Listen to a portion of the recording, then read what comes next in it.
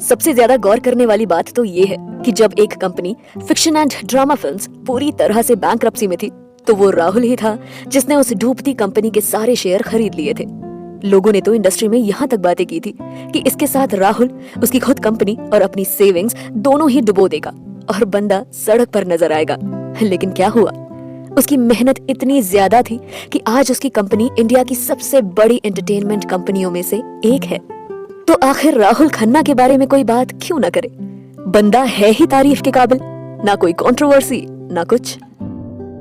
वो सब तो ठीक है, लेकिन राहुल खन्ना के बारे में सुना है कि उसे लोगों से ज्यादा बात करना पसंद नहीं है और वो अपना काम ज्यादातर खुद से ही करना पसंद करता है। हालांकि इस बात में कोई शक तो नहीं है कि उसकी एबिलिटीज, उसकी लुक्स, उसकी acting skills Indian film industry में टॉप पर है। एंटरटेनमेंट इंडस्ट्री का सबसे बड़ा टाइटल मिस्टर इंडिया वाकई उसकी पर्सनालिटी पर सूट करता है। बस देखना ये है कि इस मिस्टर इंडिया से शादी कौन करता है। बड़ी लकी होगी वो जो इसकी वाइफ बनेगी। वैसे तो 18 साल की उम्र में ही राहुल खन्ना ने एक्टिंग की दुनिया में डेब्यू कर लिया था, तो इस बात को अब 10 साल हो चुके हैं। इस हिसाब से राहुल खन्ना की उम्र 28 साल तो होनी ही चाहिए। अब इस उम्र में उसकी शादी नहीं हुई तो कम से कम उसके पास कोई गर्लफ्रेंड तो होनी ही चाहिए। मुझे तो ये समझ नहीं आता कि उसके रिलेशनशिप के बारे में अभी तक कोई गॉसिप क्यों नहीं होती, या वाकई वो अब तक सिंगल है।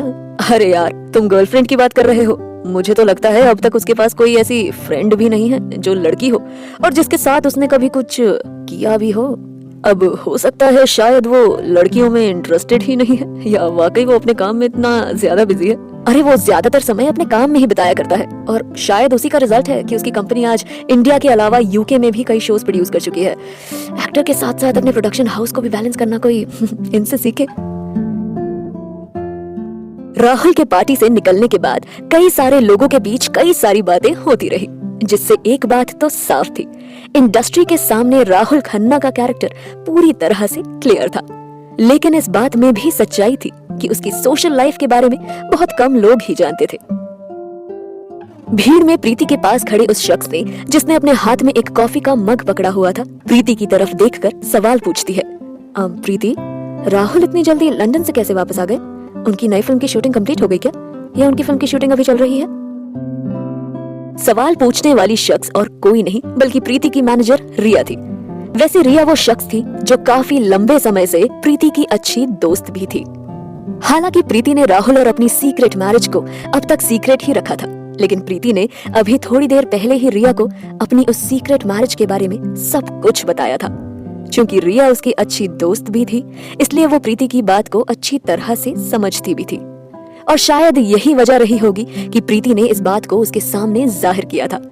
वैसे प्रीति ने राहुल के बारे में कभी कुछ स्पेशल नहीं कहा था, यहाँ तक कि अभी भी उसने रिया की उस बात का कुछ जवाब नहीं दिया था। बस हल्के से सर हिलाकर इशारा किया, जिससे ये साफ जाहिर था कि उसे इस बारे में कुछ भी पता नहीं है। तुम्हें पता नहीं है या तुम बताना नहीं चाहती हो? हाँ, रिया ने फिर से उसी बात पर जोर देते हुए सवाल किया। एक्चुअली आई डोंट नो यार। इस बार प्रीति ने धीरे से रिप्लाई किया।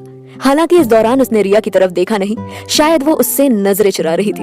अरे, तुम्हें उसने कॉल करके एक बार भी नहीं बताया कि वो लंदन से वापस इंडिया आ रहा है? रिया ने प्रीति की तरफ देखकर अजीब सा लुक दिया।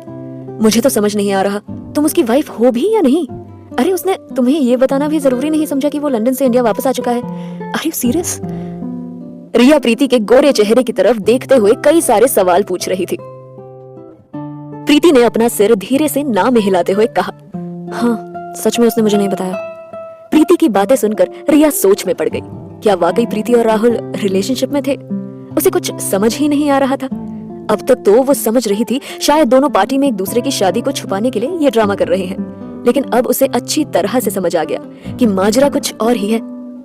रिया ने प्रीति के चेहरे की तरफ देखते हुए पूछा, क्या तुम दोनों अपनी प्राइवेट लाइफ भी इसी तरह जीते हो, या उसमें थोड़ा बहुत एक दूसरे के लिए प्यार भी होता है और कुछ समय भी, या वहां भी अजनबी की तरह ही जीते हो? हाँ? प्रीति ने रिया के किसी भी सवाल का जवाब नहीं दिया, बल्कि उसने अपना चेहरा नीचे की तरफ झुका लिया, क्योंकि सच्चाई तो यही थी कि प्रीति और राहुल वाकई में अपनी प्राइवेट लाइफ में भी एक दूसरे से बातचीत तक नहीं करते थे। पिछले 5 महीनों से दोनों एक मैरिड कपल के रूप में जरूर थे, लेकिन असल में एक दूसरे से एक अजनबी की तरह रिएक्ट किया करते थे। सोचते सोचते प्रीति का चेहरा लाल हो चुका था। उसने अपने लिप्स को दबाते हुए अपनी मैनेजर और दोस्त रिया के पहले सवाल को अवॉइड करते हुए दूसरे सवाल का जवाब दिया। पिछले 3 महीनों से हमने एक दूसरे से बात नहीं की है और यही सच है। क्या कहा? 3 महीने से तुम दोनों ने बात नहीं की? रिया शॉक्ड थी। शायद वो प्रीति की बात को इतनी जल्दी एक्सेप्ट नहीं कर पा रही थी। सच कहूं, मुझे तो समझ नहीं आ रहा कि तुम सच में उसकी वाइफ हो या आई एम सॉरी बट उसकी रखैल हो। सॉरी, ये वर्ड मुझे तुम्हारे लिए यूज नहीं करना चाहिए था, लेकिन इस सिचुएशन को देखते हुए मुझे ये लगता है कि तुम शायद उससे भी बुरी हो। वो तुम्हें यूज कर रहा है और कुछ नहीं। सच तो ये है कि एक रखैल को भी किसी की रखैल बनने के लिए बहुत कुछ मिलता है, लेकिन तुम्हें क्या मिला? बोलो प्रीति, तुमने अपने आप को देखा है? जिस तरह के कपड़े और ज्वेलरी तुम पहनती हो, शायद वो लाख रुपए से ऊपर भी ना हो, लेकिन वही राहुल की औकात इतनी है कि वो तुम्हें करोड़ों की ज्वेलरी तक दिलवा सकता है। और तुम ये कैसी जिंदगी जी रही हो यार? अरे वो चाहे ना तो तुम्हें ए रेट की एक्ट्रेस में इजीली शामिल कर सकता है, पर तुम्हें क्या मिला? टेलीविजन सीरीज, एक प्यार का नगमा है, एक मामूली सा रोल इस सीरीज में। Are you serious? मुझे तुम्हारे लिए बहुत बुरा फील हो रहा है यार।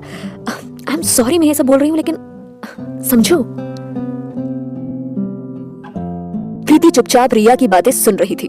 उसकी इस तरह की बातें सुनकर उसके दिल में अजीब सा तूफान उठ रहा था। वो उस समय बहुत कुछ कहना चाहती थी, लेकिन बड़ी मुश्किल से अपने आप को कंट्रोल कर रही थी। लेकिन देखा जाए तो रिया की बातों में सच्चाई भी तो थी। आखिरकार प्रीति राहुल के लिए उसकी रखैल से ज्यादा और थी भी क्या?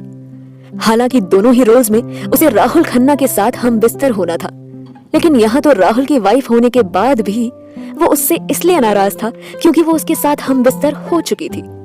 आखिर ये कैसा रिश्ता था? प्रीति अब भी खामोश थी। उसने कॉफी का एक बड़ा सा सिप लिया। उस कॉफी की कड़वाहट भी उसके सीने में मचलती हुई उस कड़वाहट से काफी कम महसूस हो रही थी उसे।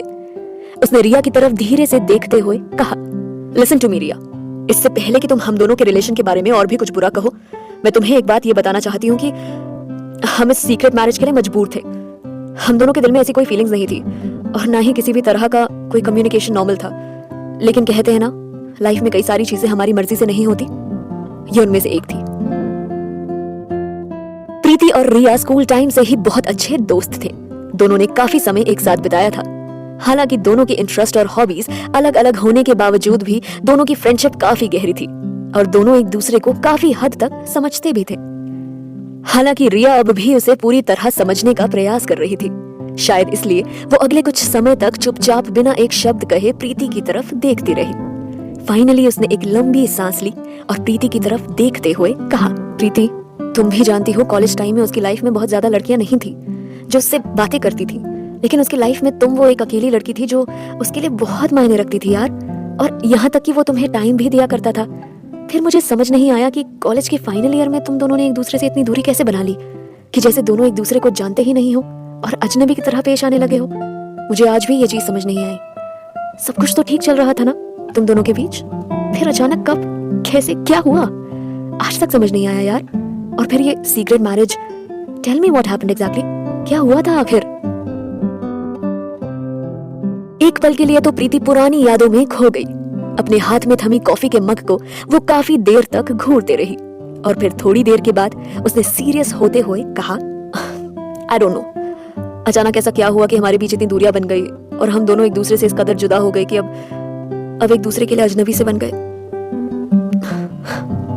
नहीं, मुझे नहीं मालूम, मैं नहीं जानती। दूसरी ओर राहुल सितारा ग्रैंड होटल के पार्किंग में जब तक पहुंचा तब तक उसके मैनेजर ने कार गेट के पास ही पार्क कर रखी थी। उसने जैसे ही देखा कि राहुल कार के पास आ गया है, वो ड्राइविंग सीट से बाहर निकला और उसने पीछे का दरवाजा खोला। राहुल कार के अंदर बैठ गया। कार का पिछला दरवाजा बंद करने के बाद अरुण ड्राइविंग सीट पर पहुंचा और उसने कार का इंजन स्टार्ट किया और अगले ही पल कार सितारा ग्रैंड होटल से बाहर निकल चुकी थी। अब इस कहानी में आगे क्या हुआ ये जानने के लिए सुनते रहे तेरी होने लगी हूँ बांसुरी के साथ, सिर्फ पॉकेट एफएम पर।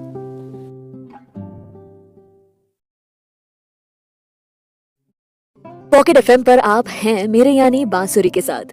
तो चलिए मेरे साथ एपिसोड 5 की तरफ। अरुण कई सालों से राहुल का मैनेजर था।